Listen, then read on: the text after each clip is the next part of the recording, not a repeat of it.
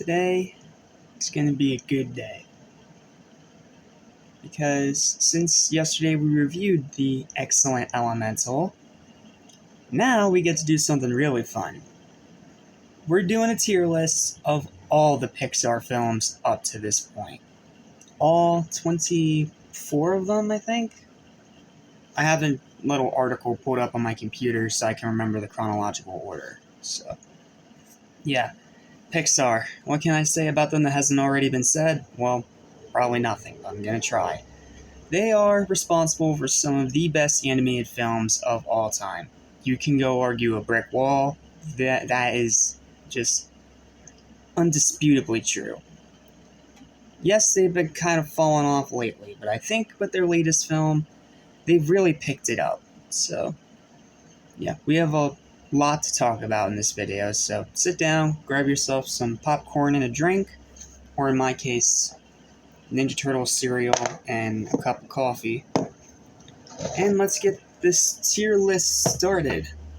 Let's start by taking a look at the tiers themselves. We have Timeless for the best films in their entire catalog.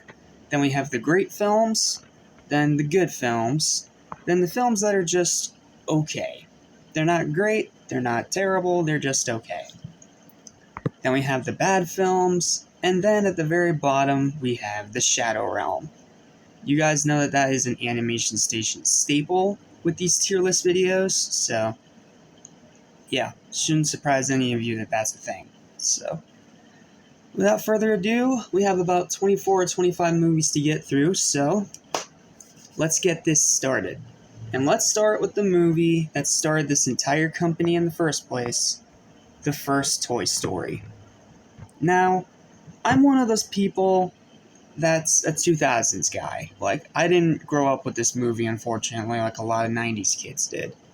But what I can tell you is that despite not having that connection, this is still a great film, undeniably. Yes, by today's standards, the CGI is very dated, but back then it was revolutionary and very unique. Not to mention we got introduced to so many classic characters of many people's childhood. Woody, Buzz, Potato Head, Ham, Rex, all those guys. And then we also had a great story, great voice acting from legends like Tim Allen and Tom Hanks. Sorry, it took me a minute. Tim Allen and Tom Hanks, the lead two roles, and then there were a bunch of other great side characters. It's all around a great movie. Absolutely undeniably. However, if someone was watching it today for the very first time, I don't think they'd really quite get it as much as us that are part of the older generations would, because we've excelled so much in CGI technology over the years that it might be a bit creepy and off-putting for some people. But if you can get around that, you're in for a great film that really set a precedent for pretty much every Pixar film going forward. Next came A Bug's Life. This is a movie I've kind of bounced back and forth between my opinion on. I never thought it was a bad movie. I just wasn't really sure it lived up to Toy Story. But this is one of the ones from my childhood, so I do have a bit of a connection with it. And now that I really think about it, and after this most recent rewatch, I didn't have time to rewatch all these movies, just some of them. This is one of them. This is a good, solid movie. I don't think it's like the greatest thing ever or anything like that, but I like the character of Flick. The villain was really good. I liked its message, even though it was a bit haphazard in delivering it. The whole design is really cool, and yeah, it kind of came out the same year as, Ants, I think? When did this come out? 98? Yeah. This came out in 98, and then Ants came out in 99, so yeah. It's a bit hard to really articulate about this movie without going into full spoilers, which I don't want to do, because for all the good to great to awesome movies on this list, I want you guys to see them for yourselves, so I'm going to do my best to keep it spoiler-free. But Bug's Life is a very good, very solid, very fun movie. I just can't call it anything great. Very much of its time. Then following that came Toy Story 2 in 99. This is a movie I've also kind of bounced my opinion with. I didn't really like it on first watch, and it took me a while to really come around on it. But rewatching it again, it is a great sequel. I don't think it's as good as the first Toy Story, but I think it's still a great sequel. It does everything a sequel should do, while also still being a great film in its own right. We get more about Buzz, we get the introduction of Jesse, we have uh, Stinky Pete, he was pretty funny. There's also Bullseye, and Woody goes on a really interesting, really good journey. And you still have all the great humor and characters from the first movie, along with some new ones that are actually pretty solid. So, yeah, I don't hate Toy Story 2. Toy Story 2. I think it's a great movie. I just don't think it's like one of the best sequels of all time or anything like that. Moving on from that is the movie that I do think is the best Pixar movie of all time to this day, and I will fight you on this till the end of time. Monsters, Inc. The first movie going in the timeless tier. This movie was one of my favorites as a kid. Growing up, I was always into monster stuff. Like, I watched Scooby-Doo all the time. I watched those cheesy Halloween specials. I've just always been into monsters. It's just a part of my DNA, pretty much.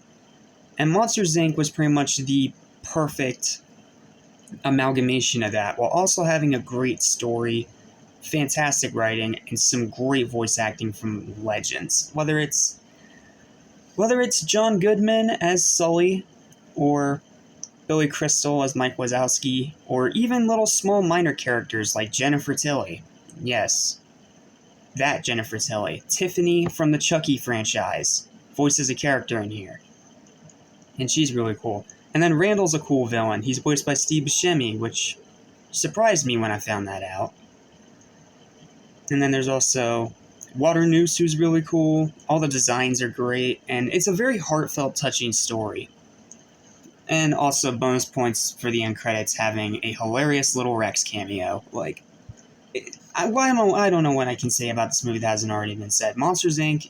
has always been my favorite Pixar movie, and it's more than likely never going to get topped. It's going to get close, but it ain't getting topped. I literally bought this shirt for a reason, and going to be a little bit geeky here. I still have the same VHS tape I had when I was a kid. Same exact one. And I still watch it all the time. And then there's the soundtrack, there's the friendship between Sully and Mike, and all the funny gags. This is one of the funniest movies I've ever seen. And that ending is so heartfelt, I could go on, man. I love Monsters, Inc. It has always been not only my favorite Pixar movie, but one of my favorite Disney movies, period. I love Monsters, Inc. I love this universe they created, and it's still just a blast to watch every time that I get around to doing so. Such a fun movie, so much. It's a beloved classic. It's a classic, timeless movie, absolutely, without a doubt. Next, we come to the movie that just recently celebrated its 20th anniversary, Finding Nemo. There it is, Finding Nemo. This movie is also timeless. Like I said, I'm a 2000s kid. I grew up with the 2000s Pixar movies, so from here on out, there's going to be nostalgia involved, and this is definitely one of them. I remember Marlin. I remember Nemo, especially, being like this, Nemo was very relatable to me. I remember the story. I remember the characters. I remember that Willem Dafoe voiced the lead fish in the fish tank. Sorry, I forgot. Gil. Thank you. Gil. He voiced Gil. I didn't even realize that until I was older, and when I found that out, I'm like, that's Green Goblin? Bruh. It's amazing what you can find out when you're older, isn't it? And then the themes are great. Marlin's a great character. Dory, she's arguably one of the most iconic Pixar characters of all time. And there's great jokes, there's funny writing, great dialogue. It's just a heartfelt, touching story about a father trying to save his son. That just also has a lot of great comedy thrown in. Seriously. Finding Nemo is a great film. It's always been a great film, and it's not better than Monsters, Inc., but absolutely timeless, without a doubt. Without a doubt, timeless. Then it's going to keep on going, because next up is The Incredibles. This is the only Pixar movie I will go so far as to say is on par with Monsters Inc. Like, Incredibles is a fantastic movie. It took a tired out genre that wasn't working in movies at the time, the superhero genre, and managed to make something completely new and unique out of it. By having this super family, by having it in suburbia, and by having Mr. Incredible be pretty much a very relatable character, especially if you're an older person, where it's like you miss the glory days. You miss the days when you were in the spotlight and doing what you love, and now you have to do something else. Like, it's relatable. All the characters are relatable. The voice acting is fantastic, especially Samuel L. Jackson as Frozone with that iconic super suit scene. You guys know which one I'm talking about. Which is pretty cool. The Omni Droid's cool. I love the design. I love the characters. And it just feels so comic book without actually, being an adaptation of a comic book. This is an original story inspired by comic books. And I feel like that's what makes it such a unique, fun film. I do have this one, but it's downstairs. Somewhere in that cabinet. I literally have no clue where I put it, but I can definitely guarantee you that I have this one. And I've watched it just as much as Monsters Inc. Not quite as much, but pretty close. It is a fantastic movie, arguably one of the best superhero films of all time. And, took forever, but we got a great sequel out of it too that we're going to talk about much later in this list. So, it's Incredibles. What more can I really say? So what came next after Incredibles? Cars. Yes. Time to get controversial. I know a lot of people hate this franchise for whatever reason, but I've always enjoyed this franchise, with the exception of one, and you guys know which one.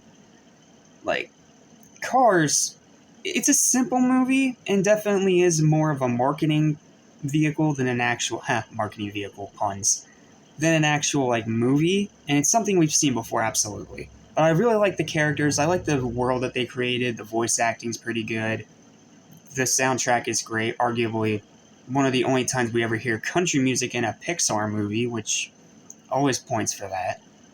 And also, more nostalgia attached to this one, because this is the first ever film that I ever saw in a movie theater. This was my first ever theater experience. And as a kid, it blew my mind. There's this screen that's so much bigger than anything I've ever seen, and I get to sit down in a crowd with people. It was my first ever experience in a movie theater, and it's something I'm never going to forget. And I'm always going to cherish this movie because of that. And it also has a great message and some great scenes, and it's just a delightful movie. I know a lot of people hate this, but I've always really enjoyed the Cars series for what it is. It's not the most revolutionary thing in the world, but I definitely think it's a great movie. I don't think it's on par with Toy Story, absolutely not, but I think it's a great film, plain and simple. Next is Ratatouille. This is a movie that I literally just saw last Thanksgiving, if you guys saw my review on it. Which you probably didn't, it was a pretty bad quality video, but Ratatouille really surprised me. I heard it was great, but I was not expecting it to be as great as it was. Ratatouille is an excellent film. I think I gave it, a 9.5 when I watched it. Oh, wait, no, Ratatouille, not Bug's Life. Come on, phone. I'm going to put it there. Ratatouille is a fantastic movie. Very unique in style, very unique in its premise and story, and sure, it's the liar revealed thing we've seen 1,000 times, but it's done in a unique and creative way that I really didn't care. Then the villain's really good, the final act is a delight, and yes, the humor is definitely more hit and miss, but it's still pretty good. And then the voice acting is great. I literally did a whole review on this movie. You guys want my full opinions on it, go watch that. But this is an excellent film, and it definitely belongs up there in the greats of Pixar's catalog. Next is WALL-E. This is one I also watched a lot growing up, and this is one I also have downstairs somewhere in my movie cabinet. And this one's going in the timeless tier. I'm going to put it right there. WALL-E, at first, doesn't seem like it's going to be much. I know a lot of people say, the second half of the movie ruined it, because until then it was a beautiful, dialogueless, body emotion driven film about a robot. Yeah, pretty much. But I don't think the second half outright ruins the movie. I just think it's something that's worth noting about the movie. The second half is definitely very different from the first half. But that first half is almost like the greatest Pixar film ever because everything is told through just body language. There's no dialogue, there's barely any music. And yet it's still investing, funny, charming, and just as enjoyably entertaining as pretty much all the other Pixar films were up to this point. But the thing with WALL-E was that when that second half came around, it did stifle it a bit. When we got to go to space and we saw the humans and all that, but you know what? It didn't bug me that much. And yes, Otto is a pretty crappy villain, absolutely. But take all that out and focus on just what this movie was supposed to focus on, WALL-E's relationship with Eve. And it's a really, really great timeless film. Like, I know it's a movie that's a bit hit and miss for some people. It's a hit for me. I loved it when I was a kid, and I still love it now. It's a great film, and it only gets better with its age. So, yeah, WALL-E's great. Then we come to Up. Oh boy, Up. This is a movie that is undeniably great, absolutely. But I feel like it should go there. Up is an emotional roller coaster, absolutely. It starts with one of the greatest openings to any movie ever by having literally an entire relationship play out from the beginning to the end. And then you have this old man, who voiced by Ed Asner, may he rest in peace, who wants to finish the journey that he and his late wife tried to start. And then this kid tags along and it ends up in conflict with this other older guy. Like, I will admit, when it gets to that part, it gets a little bit by the numbers, but that first part is so good, it pretty much saves the entire movie. And then the ending is really sweet, too. So, yeah, it's a great movie. Absolutely a great movie. But I will admit that I do think that Ratatouille and Toy Story are both better. That's just my personal preference. Speaking of Toy Story, let's talk about Toy Story 3, what was supposed to be the original conclusion to the series. I bounce back and forth. It's definitely better than 2. It's definitely better than... Is it better than the first? Oh man, I conflicted. I have no idea. This movie did a lot of things right, had a great ending that really did feel conclusive, until they just had to bring it back, which we'll get to later. But I would say that Toy Story 3 is definitely the best of the series, but I can't quite put it in timeless because during the daycare scenes, it does drag a little. Not to the point of being excruciating, but just a little. Like, sometimes you just spend so much time in that daycare center, you're just sitting there like, dude, get to the plot. But Lotso was a great villain, very relatable. Well, he had good reasoning for what he did, even though he is still a villain, absolutely, undeniably a villain. Then you have the whole trash compactor scene where they pretty much accept death. Like, that's bold, even for a Pixar movie to do. Like, it's Toy Story 3. I literally do not need to say anything more. It's one of the highest grossing animated films of all time for a reason. It is a great movie to a very great trilogy. And it should have been the ending. I mean, I like 4, but it should have ended at 3. So, yeah. 3 was a great conclusion that just sadly didn't get to be a conclusion.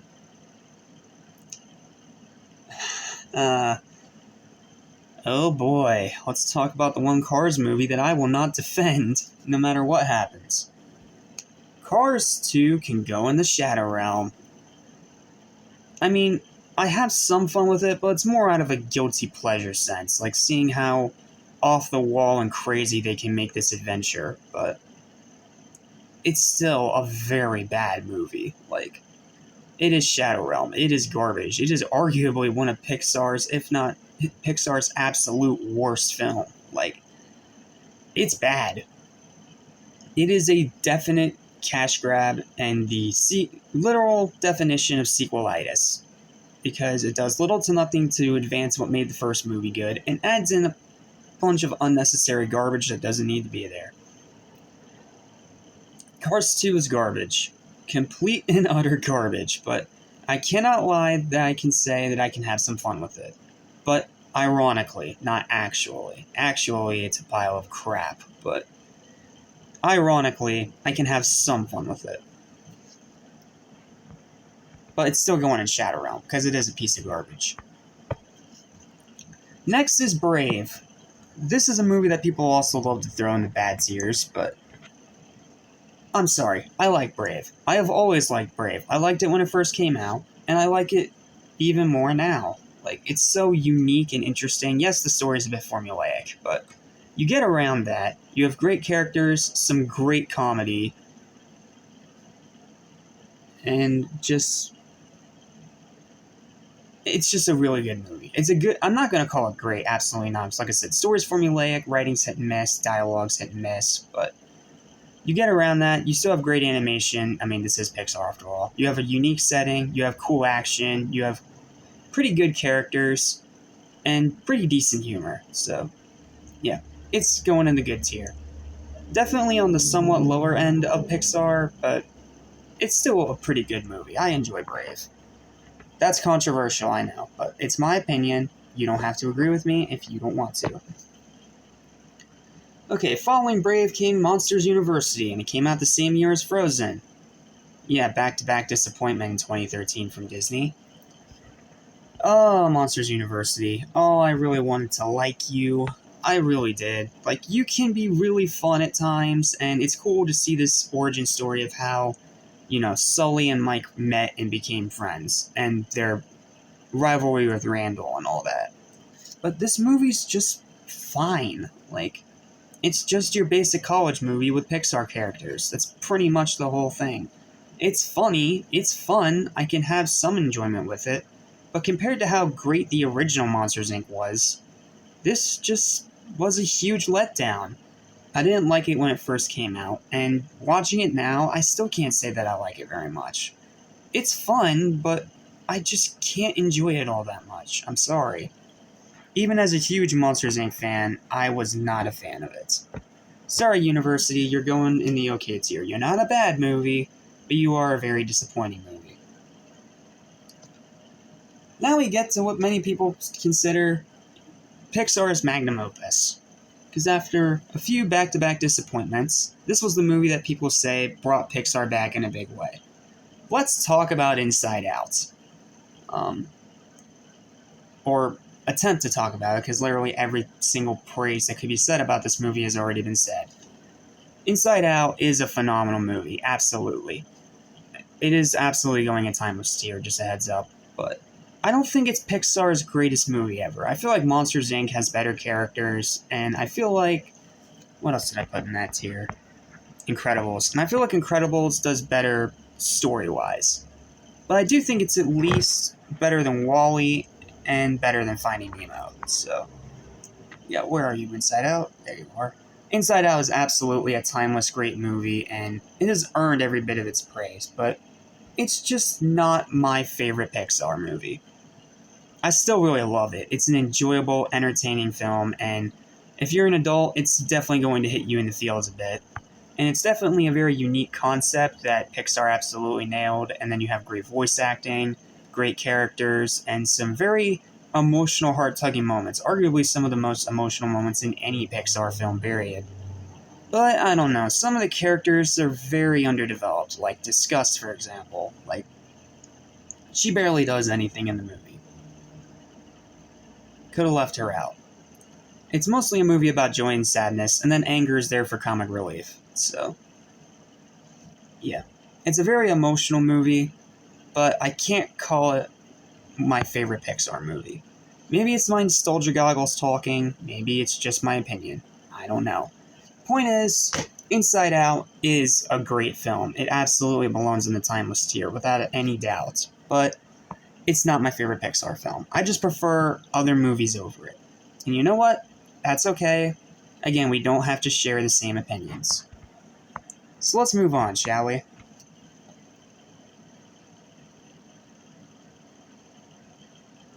Next is The Good Dinosaur from 2015. I think this movie... Did this movie come out the same year as Croods, or was Croods 2016? I think it came out the same year as The Croods. The Croods was actually pretty good. But The Good Dinosaur is fine.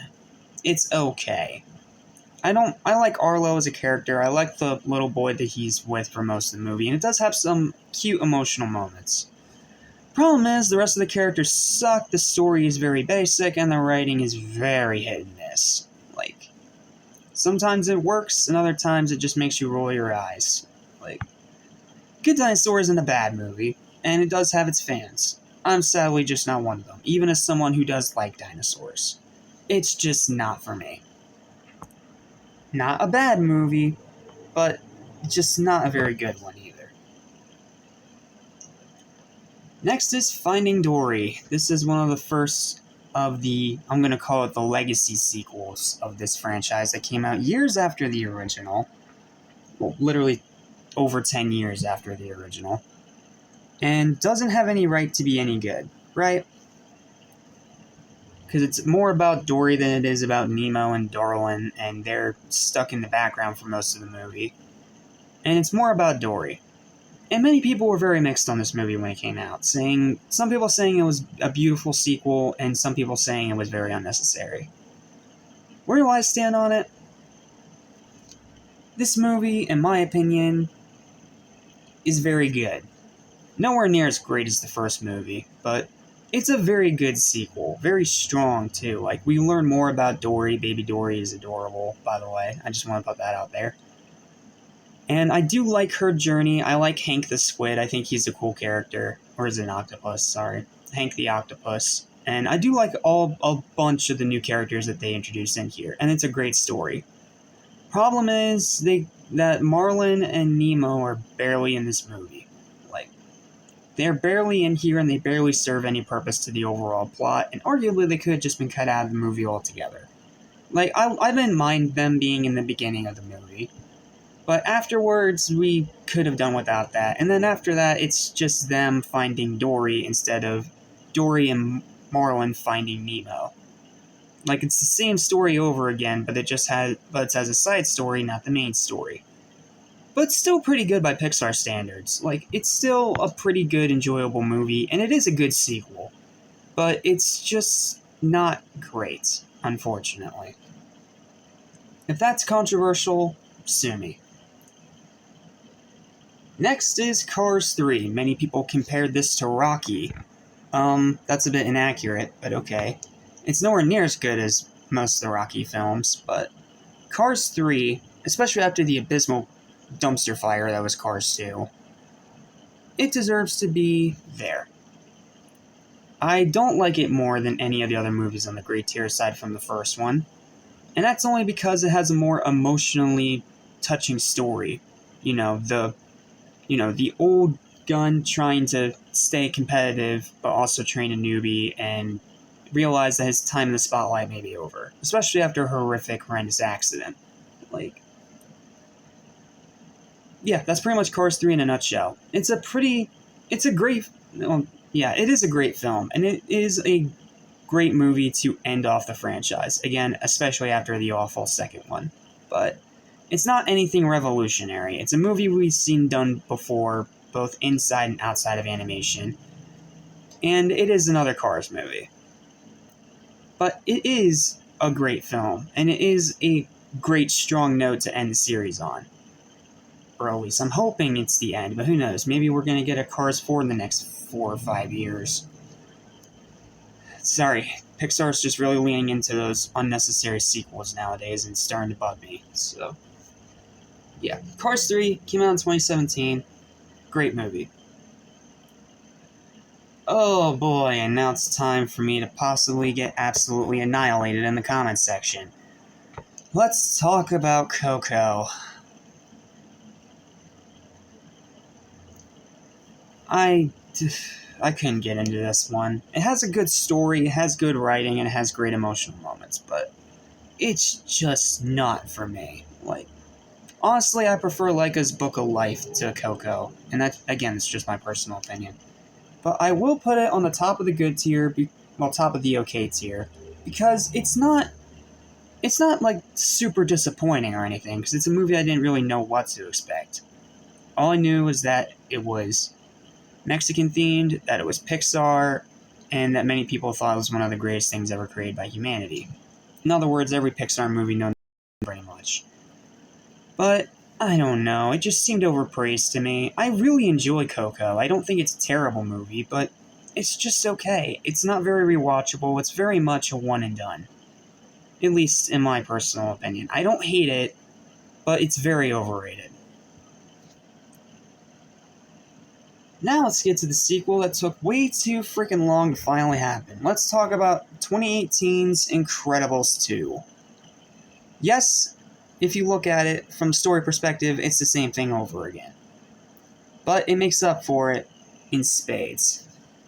I don't think it's as good as the first movie, but it is a great sequel. Like, this is pretty much how you do a great sequel.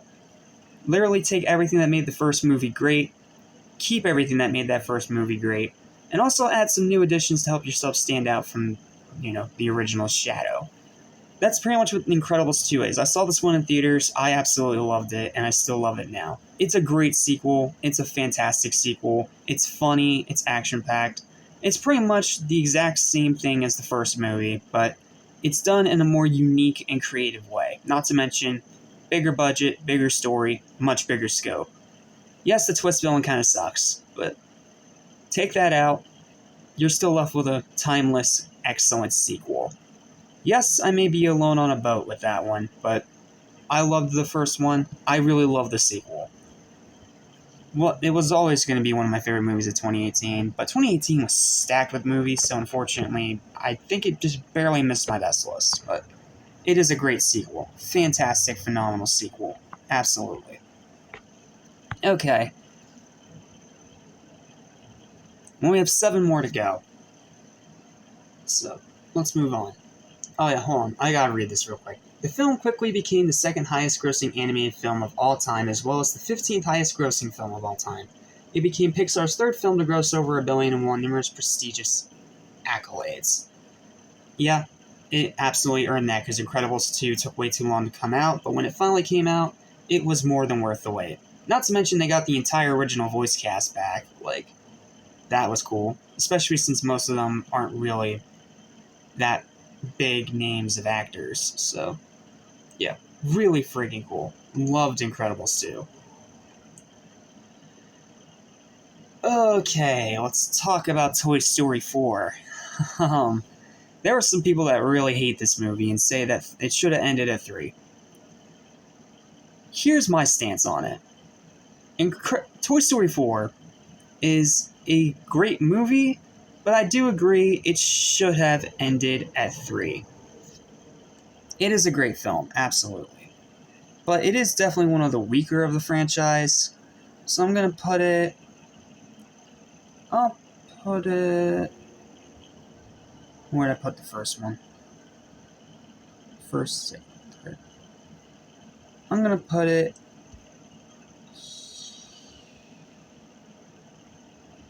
here.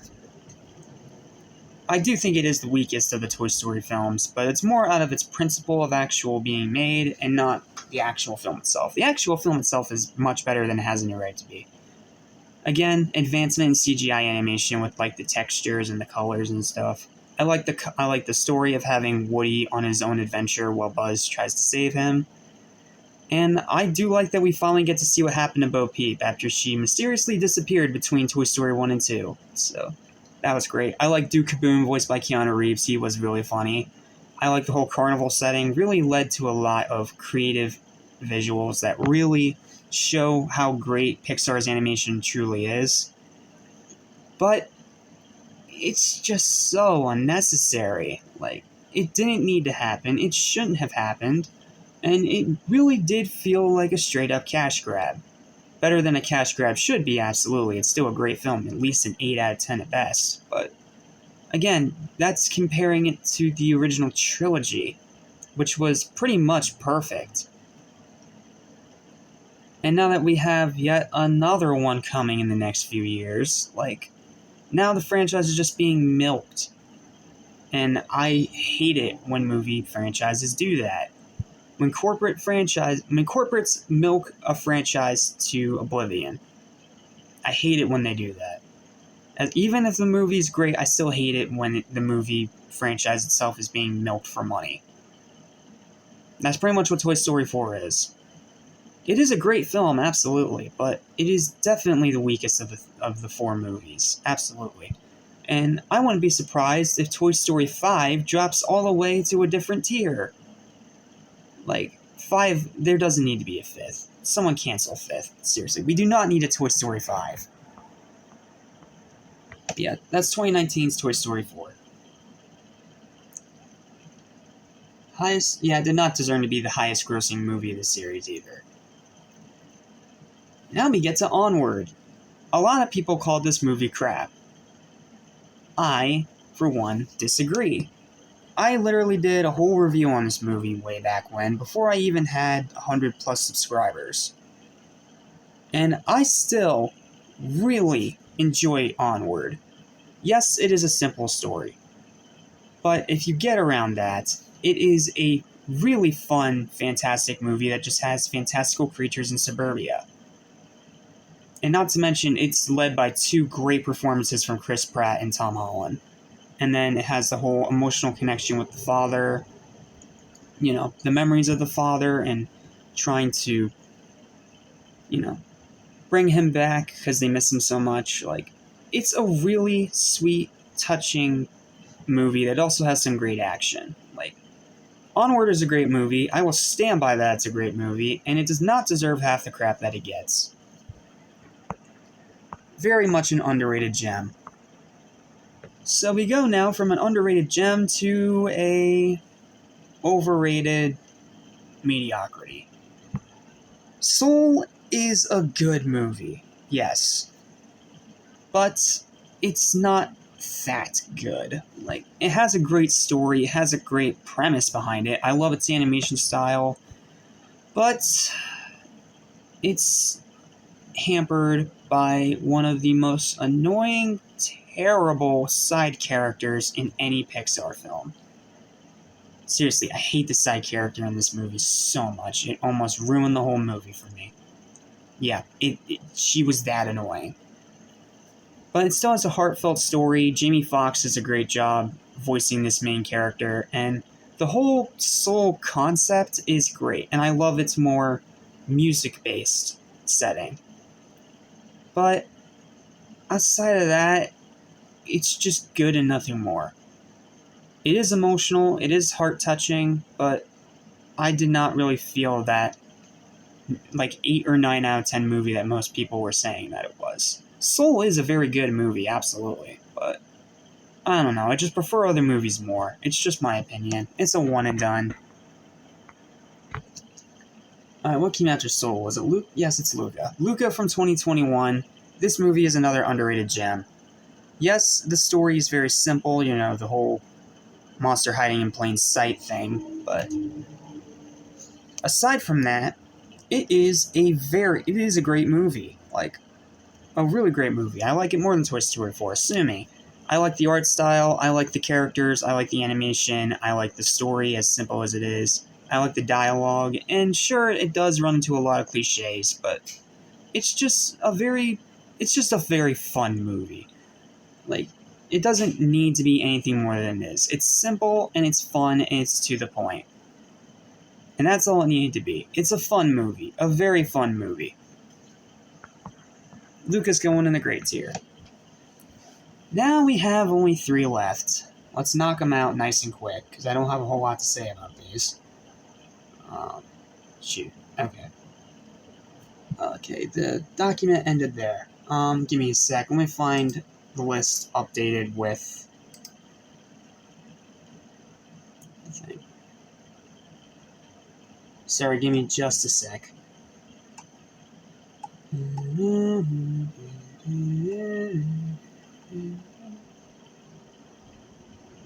Oh yeah, and of course there's all the shorts too, but I feel like the shorts are just gonna need their own list.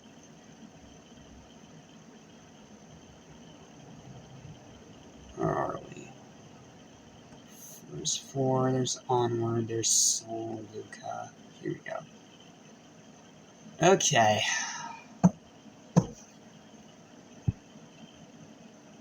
Let's talk about Turning Red. I was intrigued by this movie at first, this girl having to go through these emotions and also apparently transforming into a panda. It sounded like unique, silly Pixar to me. But when the movie finally came out and I watched it, it barely, and I mean barely, escaped being on my worst list last year. My opinions on this movie have bounced up, down, and all around. First time I watched it, I freaking hated it. I thought it was cringy, I thought it was terrible, I thought it was annoying, and I just did not like any of the characters, nor did I even care about anything that was happening on screen. Like, if you asked me what I thought of this movie on my first watch, I would have given it a 1. One of the worst movies of the entire year. But then I did a rewatch, and my opinion on it changed a little bit, to the point of it being fine. A bit under average, but just fine. Now, on this third rewatch, especially being one of those kids that grew up in this decade, I'm back to hating it again. And also add to the fact that, how do I say this without getting flagged? Some adults, some very immature juvenile adults, mind you, apparently, got off on this movie. Like, I'm not joking.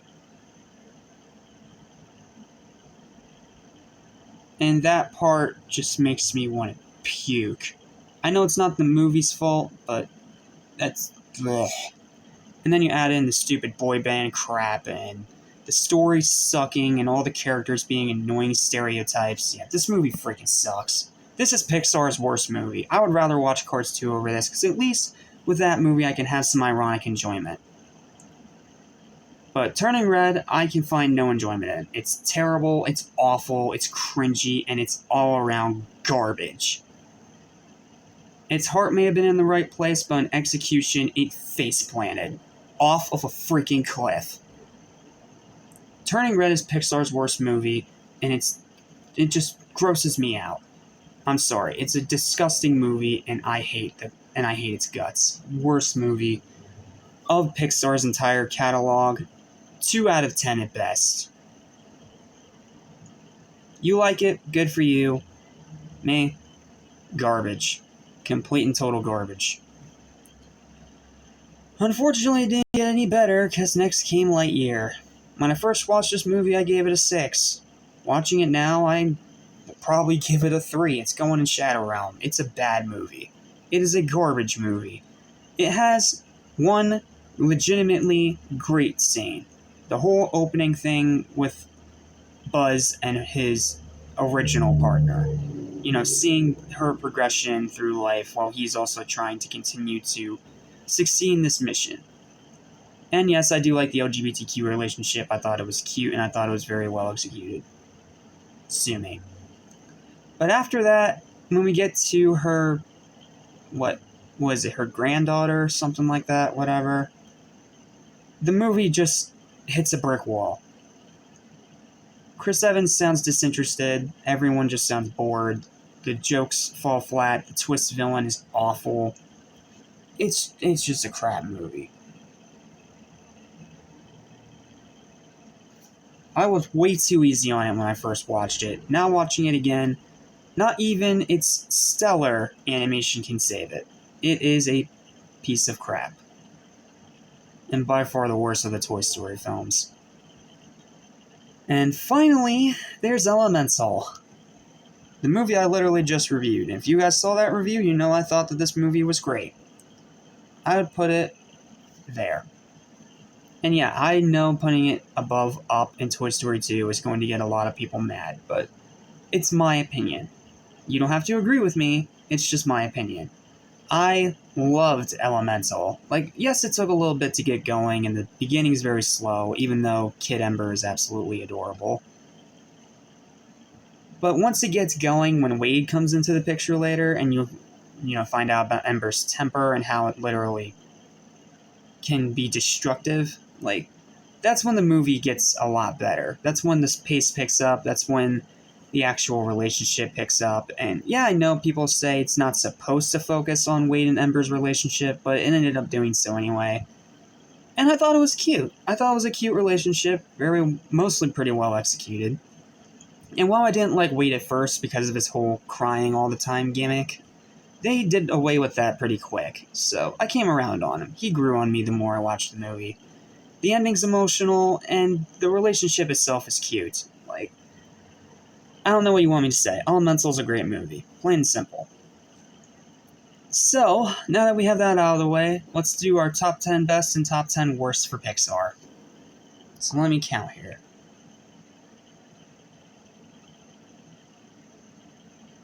Well, actually, you know what? I'm going to switch that to Elemental.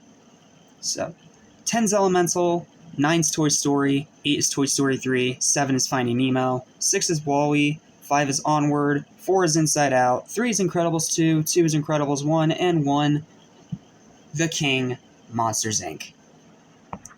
And now for the top 5 worst. Monsters University is at 5, Good Dinosaurs 4, Cars 2 is 3, Lightyear is 2, and number 1 by a mile is Turning Red. Just screw that movie.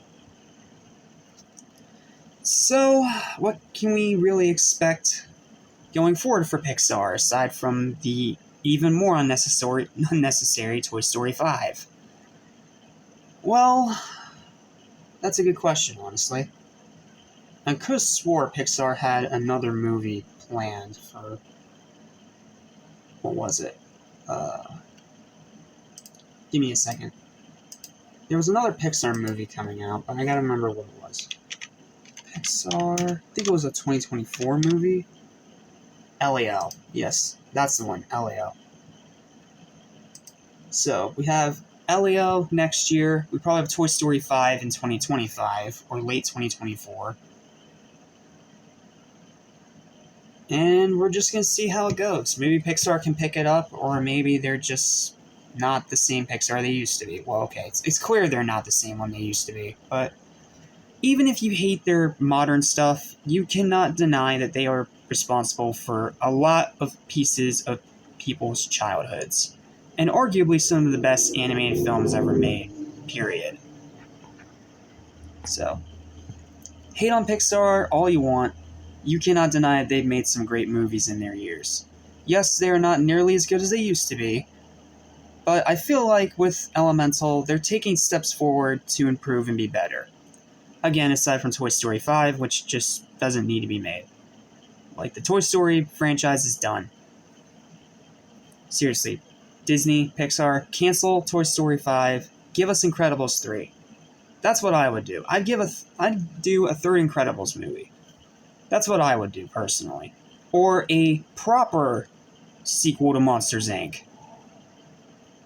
That's personally what I would do, but I know you guys have many different opinions, so leave your thoughts and opinions on all of these movies down in the comments below, and let me know, how has Pixar impacted you, and what place does it have in your childhood? I'd love to hear your stories about it. But yeah, this video is about 15 minutes long. My throat's pretty much burned out, so I'm going to stop talking now. Thank you guys so much for watching. Please don't forget to like, share, and subscribe to Animation Station, and don't worry, we will cover more Disney content on this channel very soon. I've just been holding off on it because of their horrible, stupid decisions from the past few years. But, okay, now you guys are probably asking, what's next for the channel? Well, let me grab my binder, and I'll tell you, and then it's see you next time. Alright, let me go grab it. grab the handy dandy binder. And yes, that is a Blue's Clues reference. Alright, let me see. So, no video tomorrow, and no video on the 29th. And then on the 30th is when you're going to get the next review. On the 30th, we have Nimona, the new Netflix movie, and we have Ruby Gillman Teenage Kraken, the latest film from DreamWorks. And then to end the month, on the 31st, will be the DreamWorks tier list, where I'm going to talk about all the DreamWorks movies. I literally have all the scores for each of them written down. I literally watched and rewatched all of them, leading up to Bad Guys and Puss in Boots 2, so I have them pretty much quite fresh in my head. And then, for July, we're going to talk about the animated DC films. Well, not all of them. We're going to go from Superman Doomsday all the way up to Dark Knight Returns 1 and 2. And then, the 18th through the 31st, well, actually the 18th of July all the way up to the 2nd of August, we're talking Ninja Turtles, in what I like to call the Cowabunga Cavalcade. Yeah, I know, that's a tongue twister and it's a mouthful, I know, but I was trying to come up with a cool, unique name that no one else has used yet. So, and yes, that is going to be as a hype vehicle for Mutant Mayhem, so yeah, there's that. And then for August is going to be pretty bare, and that's because I'm going to spend the rest of that month watching Dragon Ball, because September I'm doing a proper full review of all the DBZ movies and some of the sagas. Not all of them. I'm not watching GT because I don't want to torture myself. So, yeah, that's what you had to look forward to. Teenage Kraken and Nimona on the 30th, and then the 31st, the DreamWorks tier list. Then July 1st through July 17th is the animated DC films. Then July 18th through the 2nd of August is going to be Teenage Mutant Ninja Turtles, the Cowabunga Cavalcade. And then August is going to be pretty light on releases because it's going to be a very much a nothing month. So, yeah. August is probably going to be a bit of a hiatus for the channel because I'm going to spend the rest of that time gearing up for September.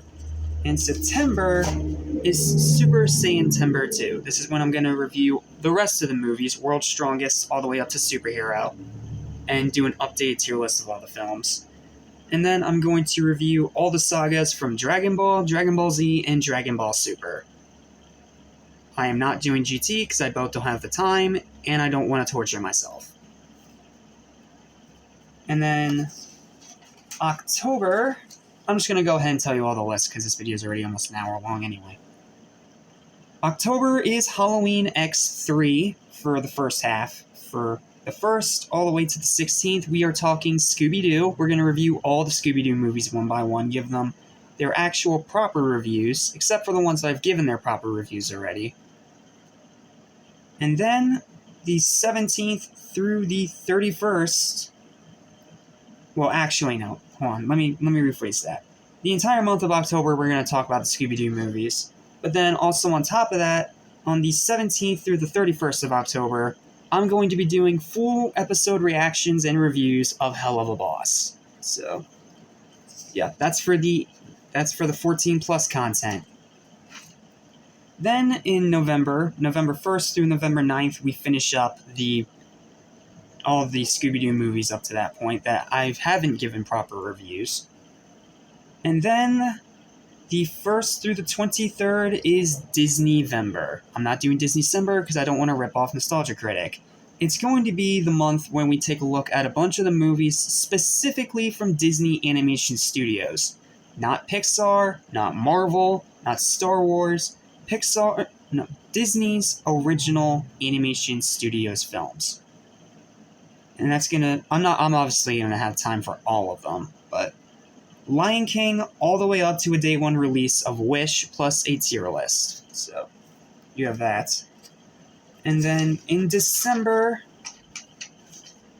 is Stat Squad Christmas. We're going to review a bunch of Christmas specials and movies that I haven't already talked about. As well as, of course, the Stat Squad Awards of 2023. And yeah, that's pretty much it. And then that's going to finish us out. And then through there, December 26th through the... Give me a sec, let me find it. There we go.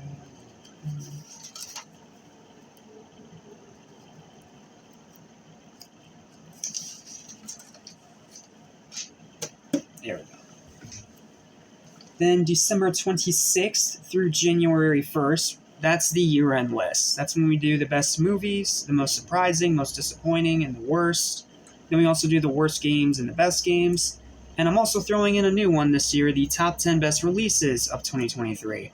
That's like collectibles and stuff like that. So, yep, there's that. And then January is probably going to be another break month so I can, recharge and not drive myself bananas. But then on Cynical Stand 77 through January 2nd through the 6th, that's when you get all the music lists. So that's pretty much the entire channel for the rest of the year. Booked, scheduled, and planned. So that's everything you have to look forward to. But for now, that's going to do it. Thanks for watching. I'll see you guys on the 30th for Teenage Kraken. Peace.